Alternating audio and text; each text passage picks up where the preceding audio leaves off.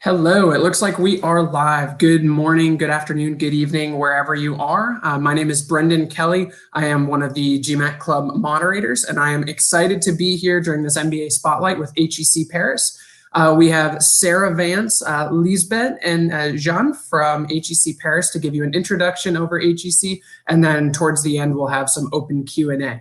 So without further ado, I'll go ahead and bow out and hand over the microphone to Sarah.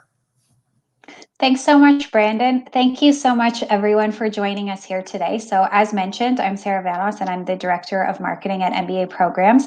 I have two special guests with me here today, Marketing and Recruitment Managers Lisbeth and Jeanne, and we will all be answering your questions as we go through the presentation and following the presentation. So looking forward to sharing more about HEC Paris today with you. All right, I wanted to kick it off by giving you a little bit of information on and background on HEC. So we have a tradition, a longstanding tradition of history and excellence. We were formed in 1881 as a business school teaching international business. We have over 4,000 students in our program.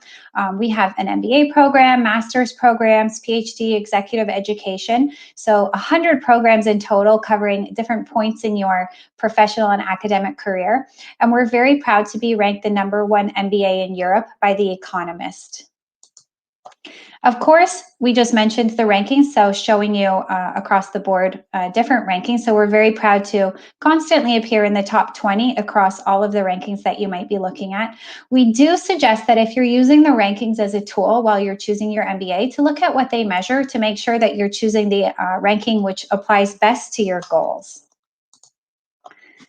Now, I'm going to kick it off with one of the most unique things about our MBA. 94% of our class is international. This year, we have students joining us from almost 55 countries around the world.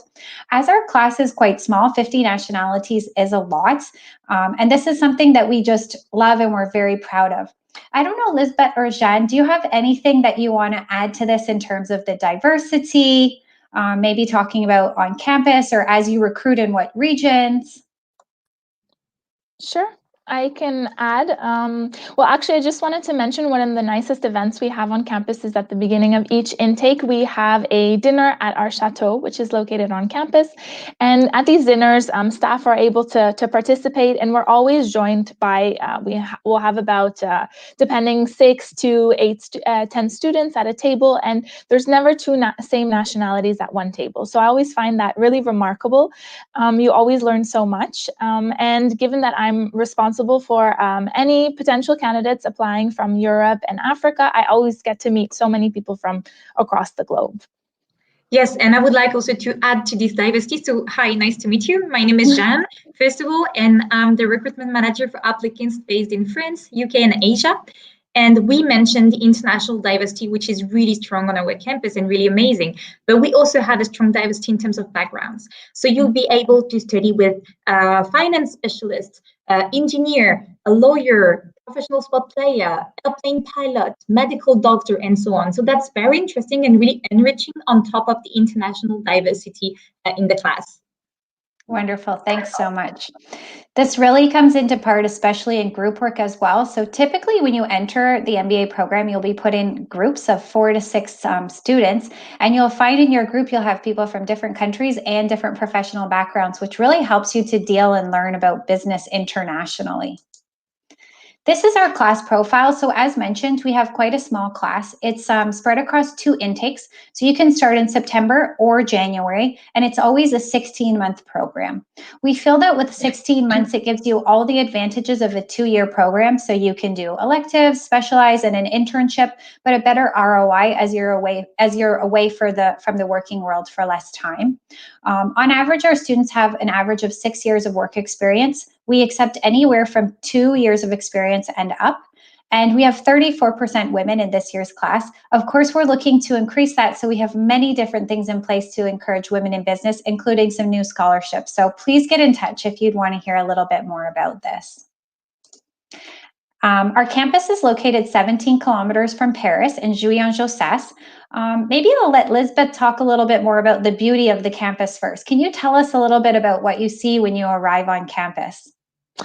I think it's wonderful. It's a really big, large campus, green space. I live just outside of Paris, so we have shuttle buses as well. So I actually take one of the shuttle buses to get to campus. It's about, it can vary between 20 to 35 minutes, depending on which way.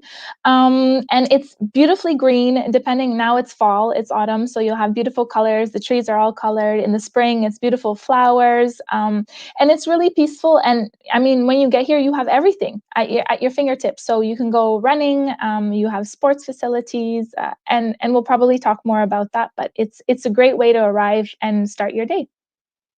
Wonderful.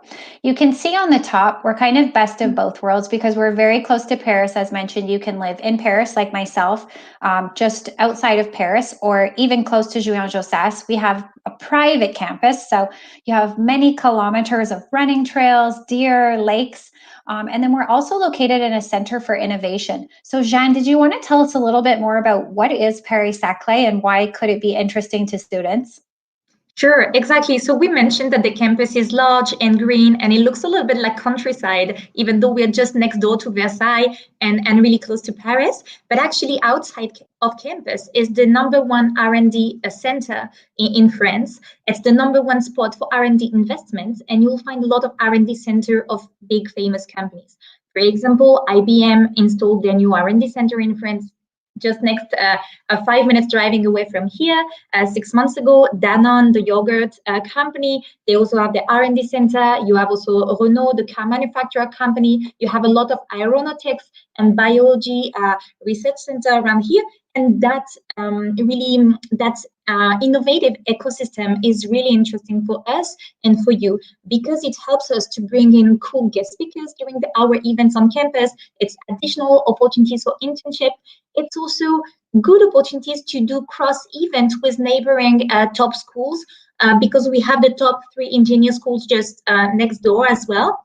So, for example, we recently started a new center on AI with Polytechnique and so on. So that's a very great, innovative place to be and a good place for inspiration and R&D.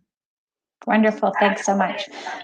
We'll talk a little bit more about it later as well, but from this Innovation Center, we even have inventors who bring their projects into our entrepreneurship specializations, and our students have the opportunity to take these new innovations or new inventions and turn them into a business.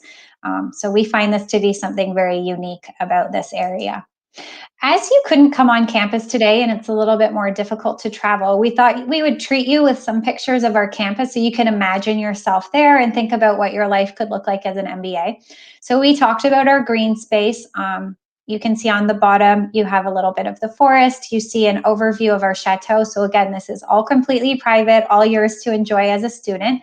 And then on the top, you have the MBA building. So this is a state-of-the-art building built quite recently so that our MBAs have beautiful classrooms. And this is the building where you'll be doing your study groups, where you'll be in the amphitheater, where you'll be learning. If we go a little further into our campus, you can see at different times of the years, we have flowers, we have, of course, happy students everywhere. And then we also have our MBA lounge. We have women's events, as you can see. We have culture weeks. So I'm going to use these photos to kind of set you up for one of the next slides where we're going to talk about events on campus. I'll also use it as a teaser for we host the world's largest MBA Olympics on our campus. So of course, to do that, we need sports facilities. So you can see our in-house volleyball courts, basketball courts, track. We have a rock climbing wall. And then, of course, this is our students last semester when they did a group trip to Paris. So the French students in our class welcomed them to Paris. They went, of course, to the Eiffel Tower and then around Paris. So the best of all worlds. Now, before I get into a little bit more about the campus itself and the extracurriculars, I wanted to bring you back to the serious part, which is our curriculum. So I mentioned earlier that it's a 16-month curriculum starting in September or January. What you learn is the same. The order is just a little bit different. So I will show you the graph for each of September and January and takes after. But first, I want to explain a little bit about how it works. So when you enter, we have a fundamental phase. This is where you learn the core business skills. So you'll learn marketing, corporate finance, accounting, ethics, basically a holistic view of business as a whole.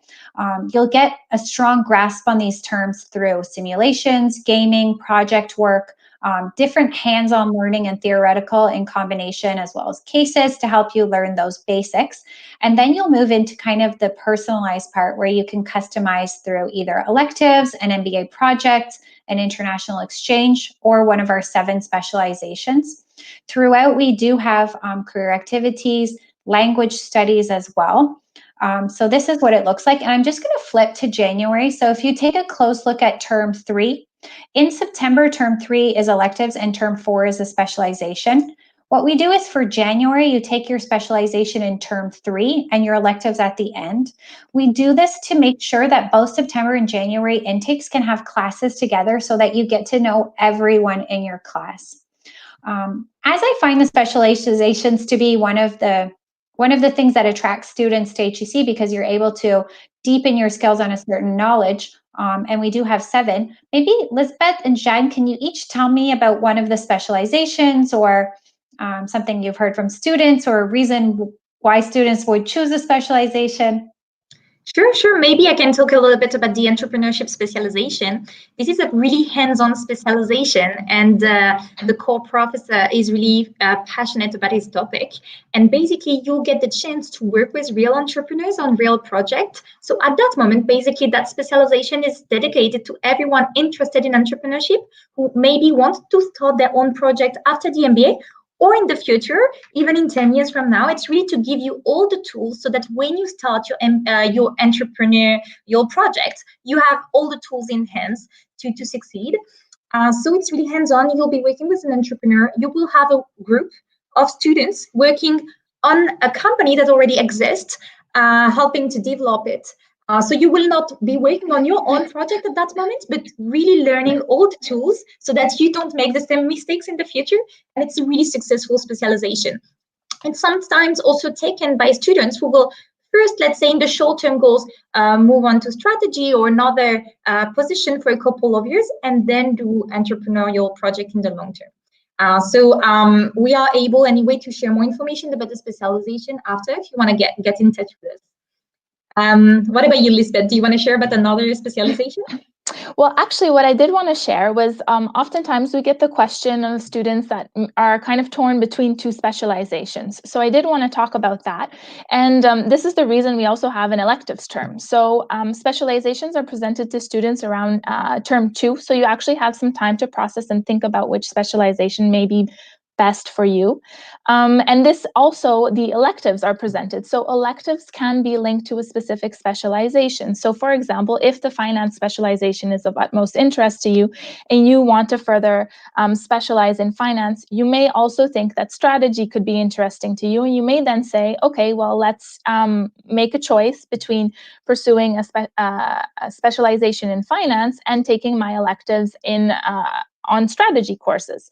So you can make these choices and really get the best of both worlds. So it's important to know that you do have many options and that it's highly customizable. So what we want at the end of the day is that you're successful in achieving your goals and give you all those tools and resources. Yes, that's really true. And I also would like to add that it's not clearly mentioned on that screen, but you can also apply for an additional certificate.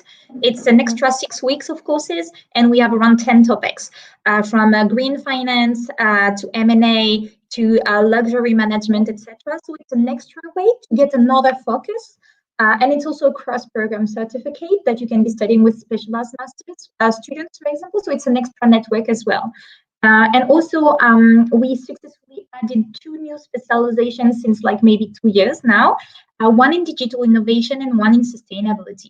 And they're both really good, very successful. And the sustainability one is taught by Jérémy Guez, who's a fantastic professor who's passionate about geopolitics and sustainability. And he always brings in really cool guest speakers to his class, like CEOs of renewable energy companies or like politicians, and is really passionate about the topics. The specialization is really enriching, and we know that this is also a growing trend on the recruitment market and also a growing demand from our students. So it's a good way to focus on those topics if those are your interests. You're right, Jen. So what hopefully you got out of this is that it's very flexible in terms of your second 8 months of your program. You can choose what appeals to you, what will help you achieve your personal and professional goals, and also what it will help you understand is that the school is agile. We are constantly looking at the career market and we're adjusting our specializations to suit the interests of our prospective students and our recruiters. So as mentioned, the main difference would be January term 4 is term 3 and term 3 is term 4. So it's the timing of the specialization would be the major difference in the intakes. You also have a slight difference in the internship timing, which I'm going to discuss a little further. But otherwise, you have the exact opportunities, you have the same number of choices, and everything else we offer is basically the same. So I had started talking about student life earlier, the community, the diversity. You can see our rock climbing wall here. We do offer on-campus housing. So you are able to live in our private residence, or you can choose to live in Paris. Often what students will do is in the core phase, so the first 8 months, they might live on campus because it's easy access to class, easy to build relationships. It really welcomes you into the community. And then depending if you have a dream to live in Paris or if you prefer to do an internship in Paris and stay and commute, you have that option. So again, very flexible. I talked a little bit about the sports and health facilities. Of course, we have clubs. So we have over 40 professional and networking clubs on campus. Of course, we have all of the ones that you see across business schools, but we do have a few that stand out and are specific to, I would say, HEC Paris and even life in France. So like the French Connection Club, our Wine and Spirits Club. Jeanne or Lisbeth, do you have any club experiences or any tips on joining a club that prospective students could benefit from? Yeah, sure. So I would also like to mention that, yes, you will pick your specialization, you will pick your electives, but a really good way to focus on a sector, industry, or maybe a geographic region would be to join the different student clubs of your interest. We didn't talk much about the strategy specialization, but know that it's very complementary to what you will receive in the strategy student club. That clubs will train you for the case cracking, for the job interview. It will enable you to network with all our super alumni network in strategy. They will also organize a track for you to go, for example, to the Middle East during 1 week, to visit between 12 and 15 companies in a week. There is an additional strategy-related club, which is a strategy consulting practice club, where basically you do real practice project for companies. So there's many ways that you can use those clubs for your professional career, as well as for fun, of course. Maybe, Lisbeth, do you want to share a few words about another club? Yeah, of course. Well, to just give you an example, even just last week, the Luxury Club held an event with Corn Ferry. A lot of speakers are invited by the different MBA professional clubs to come and speak to students, to host events. We invite some of our alumni working in top companies as well to come back and do panel discussions as well.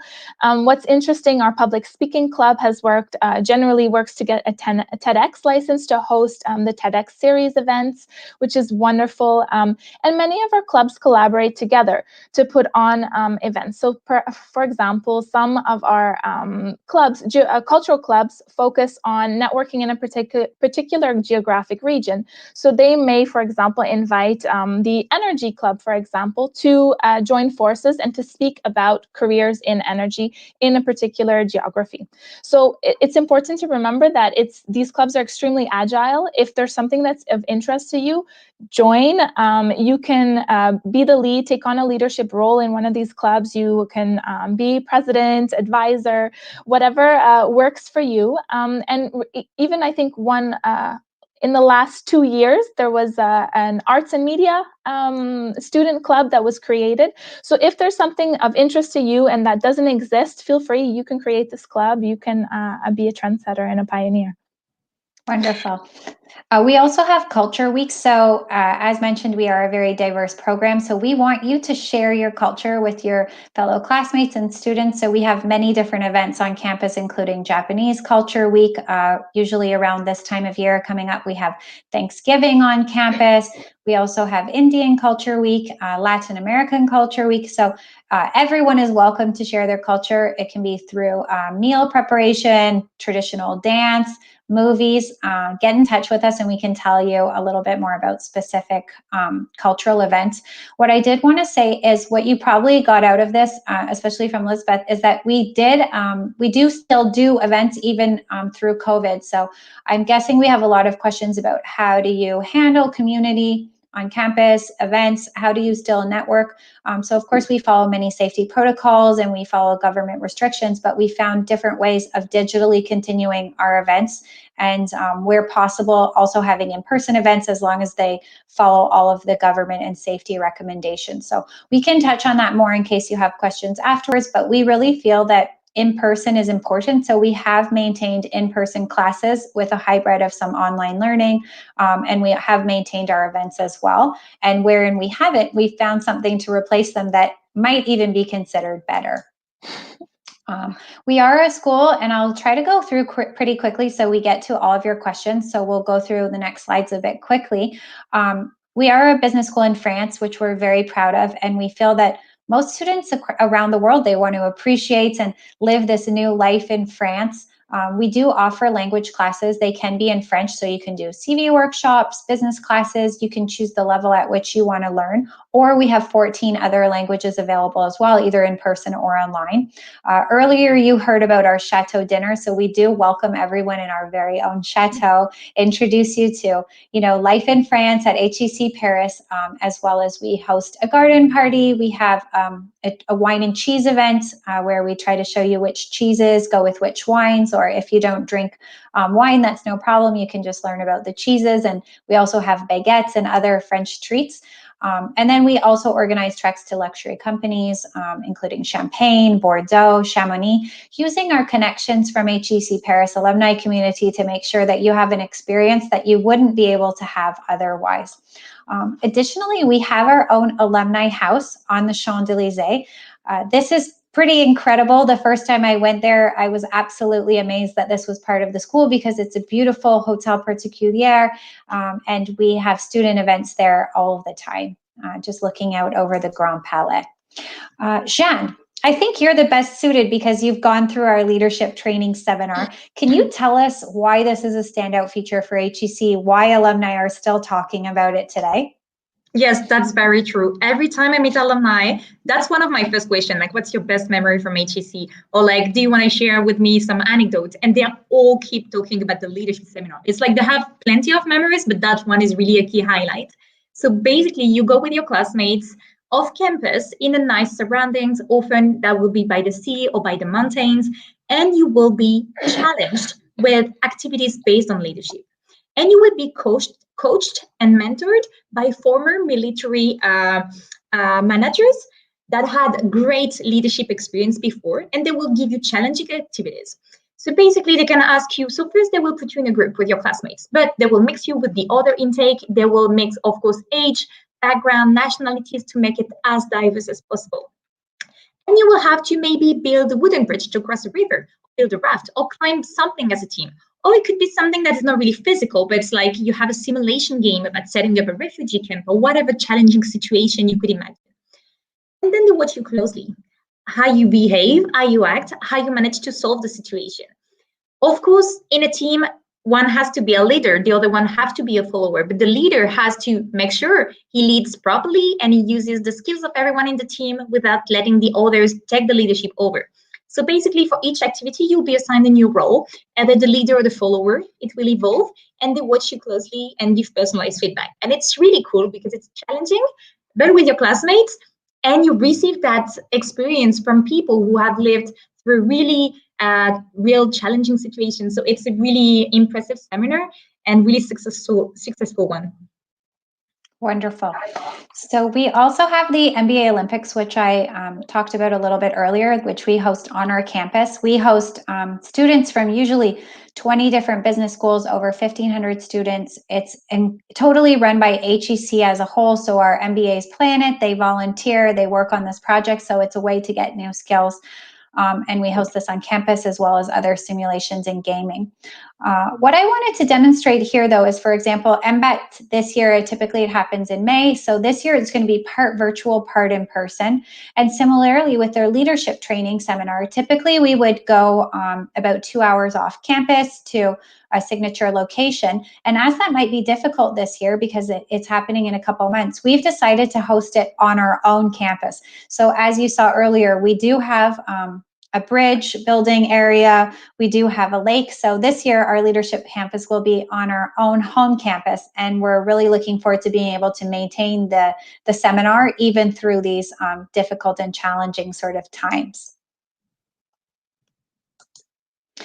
The power of the MBA network. So we talked about our leadership seminar. On the right here, you can see a photo from our previous leadership seminar, and you can see a student doing a jump, which it looks kind of easy here, but it's actually one of the most incredibly challenging exercises that students are asked to do on that day. And it's to make sort of a leap of faith because it looks really far, and the only way that people are able to do it is you can see their colleagues just in the back, they're encouraging you. And it's kind of like the MBA overall. This is kind of a difficult moment when you have to make a decision to, stop your job, go back to school, get new skills, be in an uncomfortable environment. And the reason that it's so wonderful and memorable often is your own classmates and colleagues. And this is something that comes out every time, that they're the ones who made everything happen, everything possible. In terms of supporting you in group work and supporting you through challenges. And even 10% of our MBAs every year are referred to new postings by their classmates. So you'll see, different colleagues working for your dream company. We believe in like a supportive, collegial, collaborative environment. So we don't encourage a lot of competition. We encourage instead you all to work together to make each other's dreams come true. So we wanted to emphasize the power of your network within your class, as well as, of course, our alumni network, which is ranked #1 in the world by The Economist with over 60,000 members. Our Career Center, so again, I'm going to go pretty quick so we can stay on time and get to questions in about 5 minutes. Our Career Center really believes you have to know yourself, know the market, and match yourself to the market. We're one of the few schools that embed it in our academic curriculum, so we actually give you different credit-bearing courses that you have to attend to ensure that your career is on track. Some are a la carte and some we recommend that you attend, but they can go from fast tracks in a sector or a function that you're interested in to CV development, to mock interviews, to technical interviews. And of course, we have companies coming on campus every year. These are just some of the companies that have come on campus and recruited our MBAs in the last year. We do have the possibility of internships, and I think we'll get some questions on that later in the Q&A. So the three of us will take time to answer your questions and go a little deeper into this. The main thing to note is that if you're in the September intake, you can do a summer internship or an MBA project/internship in your 4th term. If you're in the January intake, you can do a smaller summer internship and a longer internship at the end of your program. Some students in the January intake are even available to do 2 internships. So they're able to try 2 different things. They can take place all over the world. 60% of the MBAs in the class of 2019 did an internship, and it was even higher in the class of 2020. And you had global companies. Placement-wise, 80% of our students were able to change 2 of function, sector, geography, and we had almost, actually this year, so this is class of 2019 stats, 39% changed function, sector, and geography, and this year it's 44%. So we're proud of the fact that our MBA can help you make that triple jump, of course with a lot of hard work on your part, but we will give you the tools, the network, and all of the support needed to make that jump if that's your goal. We do have a 92% placement rate 3 months after graduation and an average salary package of over $120,000 US. I wouldn't get too caught up in the salary and the dreams of all the money you'll have, because depending on your goals, your chosen geography, it can be very different. I would say more to investigate your personal, professional goals, how they work, and think about the salary a little later. Lisbeth, do you want to tell us a bit about the admission process? What do students need to apply and how does it work? Yeah, of course. So our admissions process is actually quite quick. So we have rolling admissions. This means that we have deadlines almost every single month. And from the date of the deadline, you'll have a final decision within 5 weeks later. To apply, I think the first step would be to actually get in touch with us. So myself, Jeanne, and our colleagues. If you want personalized feedback on your MBA profile, if you want to show us your CV, you can upload your CV as well. But if you're just looking at the criteria, of course, we ask for the GMAT or the GRE, up to you, your preference. If you're not a native English speaker or haven't done any post-secondary education in English, you're required to do one of the English tests. We accept several, so have a look on our website. A minimum of 2 years of work experience. Sarah talked about this a bit earlier, what the average was in the range, but this is our minimum. We look at career progression over time. We want you to reflect about what your post-MBA career ambitions are, of course, and we do look at international exposure. But international exposure can be many things. It can be having lived abroad, having studied abroad, or simply working at an international company where you communicate with teams all across the globe, or have a really diverse team working in the same location you're in, of course, or perhaps doing internships, things like this. So speaking a variety of languages as well count as international exposure. So be creative. If you have any doubts, you can speak to your marketing and recruitment manager as well. And we look at leadership potential. And this simply means we want to know many things about you. We look at your application holistically. So extracurricular involvement, your hobbies, in addition to all those things that you do within your professional life. Great. And yes, please get in touch with us and we can answer your questions one-on-one if needed. Of course, everyone's always interested in fees and funding, so I'm not going to go too deep in this. What you should note from this is that we do offer excellent scholarships, so admitted students will be considered for excellent scholarships. You can earn up to 50% of your tuition, and we do look to foster women in business. So we are a partner of Forte, and we have specific scholarships that we offer to women. Last year, over 60% of admitted women were offered a scholarship in the average amount of 14,000 euros. So please come to apply to us. We really want to foster more women in business. Lisbeth just mentioned connecting with us. So there's many different ways you can do it, starting with the website, but I really do recommend chatting with one of the marketing and recruitment managers. So they each have dedicated regional zones. So they know candidates from your region, they know the GMAT average, they know your frequently asked questions. In better travel times, they'll come to your home city and meet you, but during these times you can have a Zoom call, or you can have, a phone meeting. And then we also can put you in touch with current students who can tell you exactly what's happening in the program today. I'm going to leave you with a couple pictures and then we'll move into the Q&A. But what we wanted to emphasize here is that it's not just in the classroom. Your learning doesn't stop there. We organize events all over. So we have like a regatta that we take part in. We have our culture weeks. We have a gala every year. So many, many different ways to connect with your classmates. And at the end of the day, this is the community that will be with you for the rest of your life. This is, a lot of the places that you will make your memories, and you will just have such a great time. So now what we wanted to do was open it up to Q&A. So we have to stop right at the 50 mark. So what we're going to do now is take your questions. If we can't get to them today, we'll definitely give you a way to get in touch with us, and we'll organize a way to answer them one-on-one. Great, thank you so much, Sarah, and a fantastic presentation. But I'll get right into the questions so we can try to answer as many as we can. We do have some saved that we've gained at the forums, and then we'll of course ask some ones we got live. One question I thought we should start off with right off the bat is discussing the fluency in French at HEC. It's basically saying that this individual can speak basic French, but heard that job options may be limited if he's not fluent. Is there any feedback you can give on that? Yes, I can take that question. So basically, do you need to speak French to join HEC? No, not at all.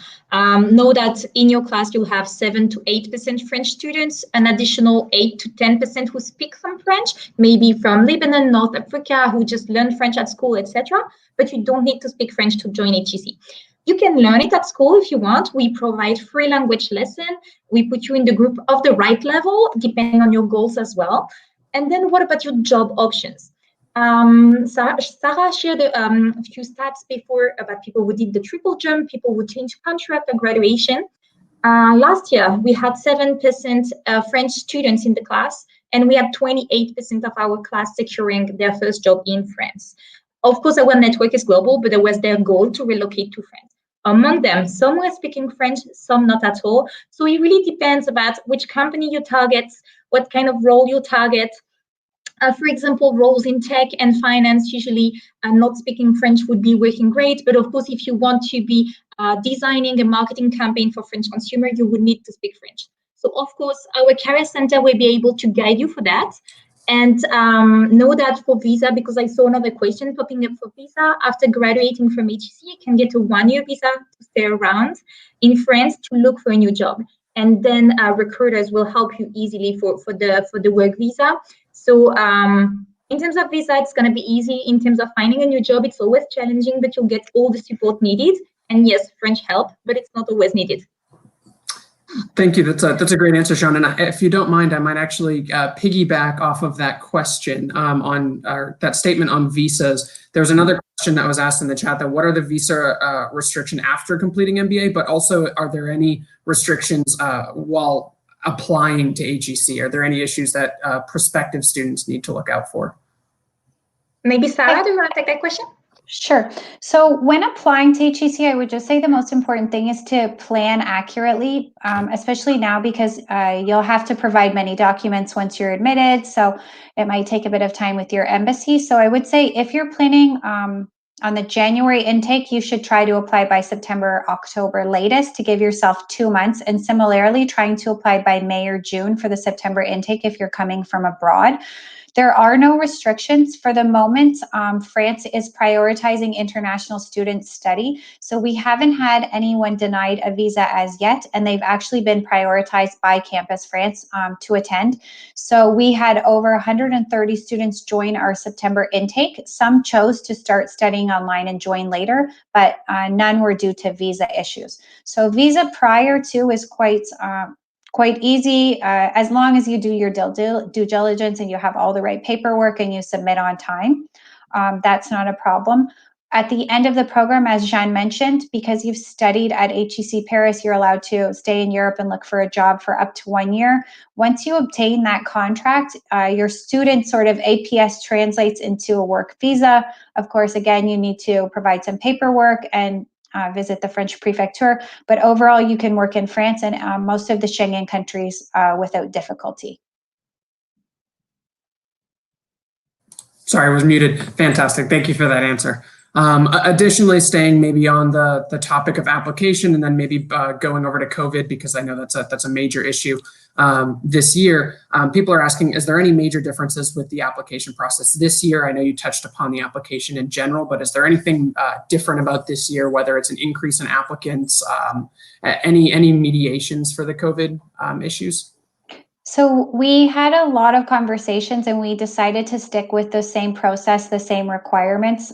We didn't want to waive the GMAT, so we still ask for a GMAT. We haven't waived any of the requirements. So we've stayed true and tried to what we believe helps us select the best students in the world. We have had an increase in applicants. I just checked yesterday and I think it was about 7% this year to date. So by end of year, it'll probably be about a 10% increase overall as students look to, study in Europe, and HEC Paris is a great school. So this is something that we've been seeing for the last few years. So I would say overall, not a big, huge difference in terms of application pool, applicants, et cetera. Fantastic. That covers that then. And then additionally, another question I have that maybe talks more about the student life at HEC. Someone was asking, can you talk about partners and how they're involved in the community overall? I can take that question. Of course, partners are a huge part of your MBA journey because without their support, it would be much harder. So as Sarah mentioned, or we talked about previously, that we have on-campus housing. So we do have larger apartments for those of you coming with a partner or children. These are more limited in number, so I would say apply early or submit your application earlier than later, if possible. And of course, we have a partners club, of course, acting as a wonderful support network for your partner. And if you are living on campus, your partner will have access to all of the same facilities as you do as a student. Fantastic.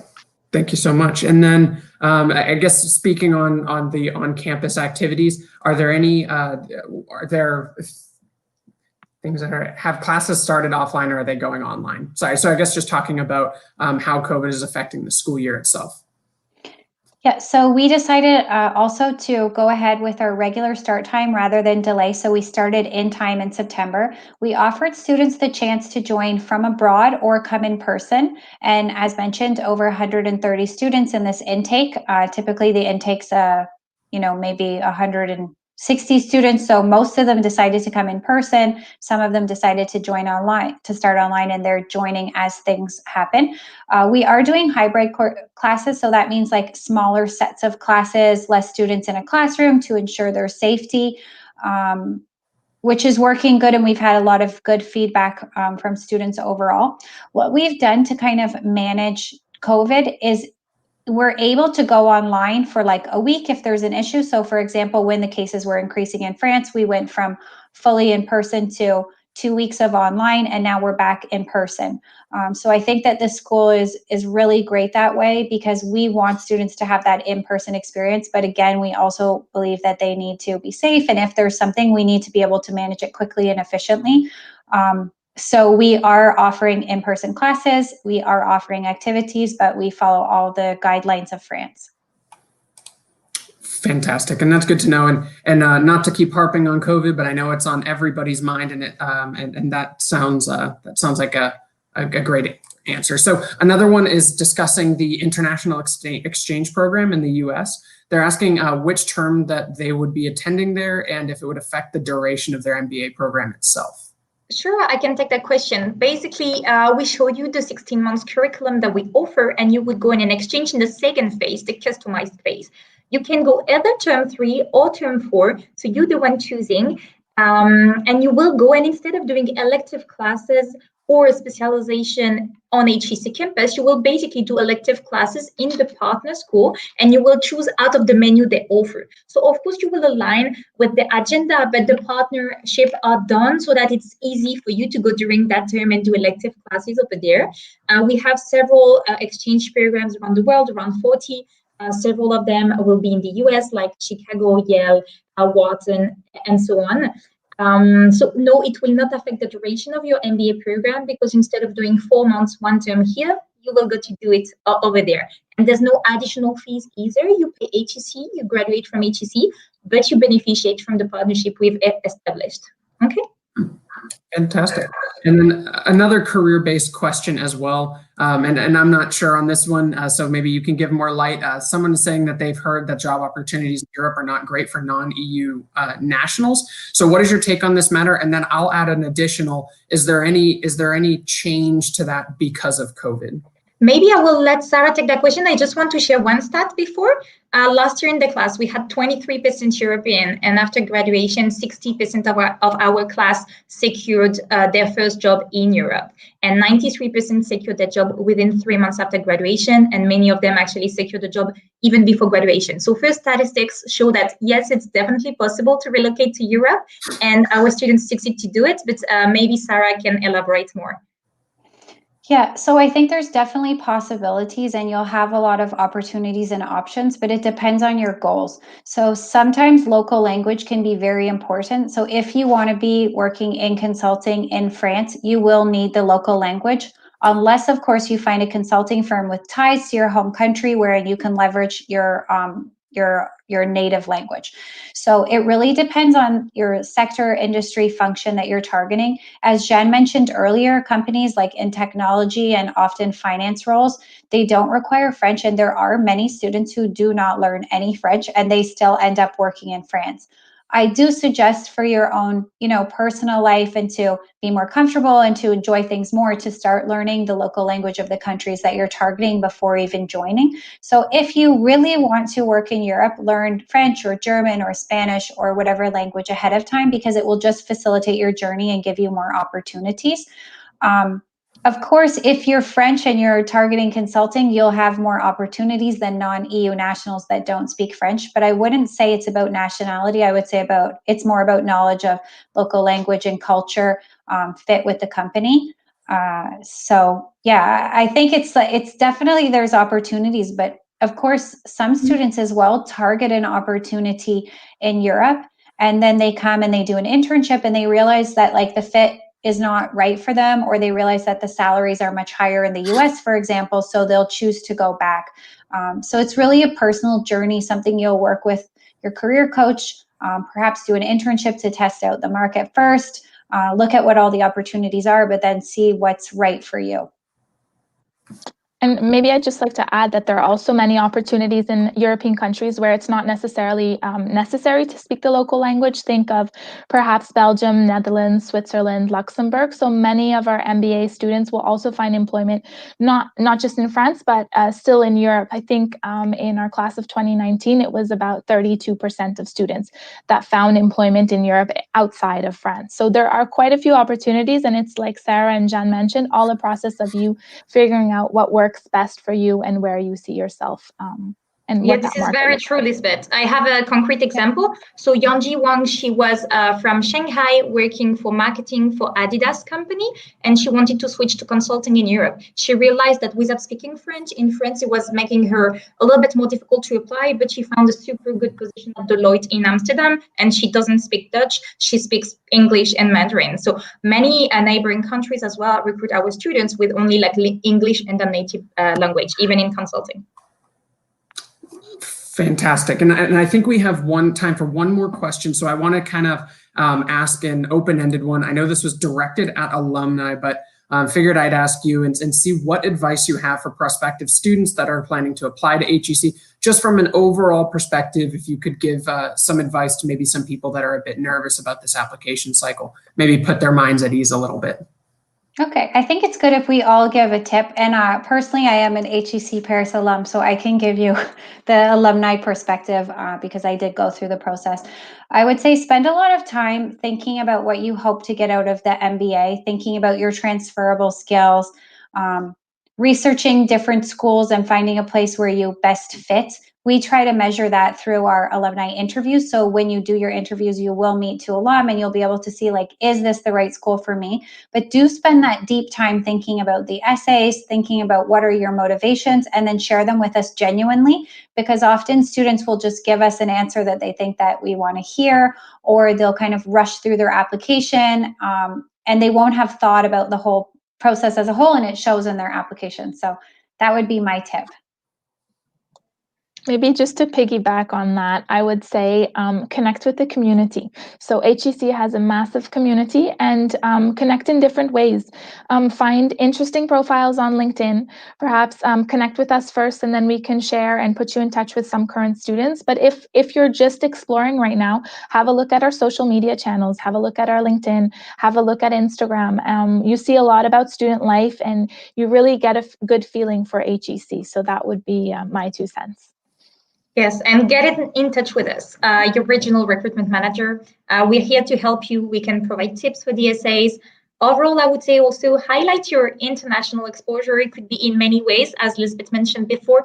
Highlight your leadership potential. We don't expect that you are already managing everything. You're usually around your 30s, but at your level, you've been involved in some project in your professional life or in your personal life, and share about those as examples. And once you write your essays, reread everything, proofread, and make sure that the overall picture we have from you, that you don't miss an important element about your profile, your goals, what you like, and maybe ask help of your family to brainstorm, family or colleagues to help you really make a list of everything. You're like, okay, this is really important for me, and I need to share that with them.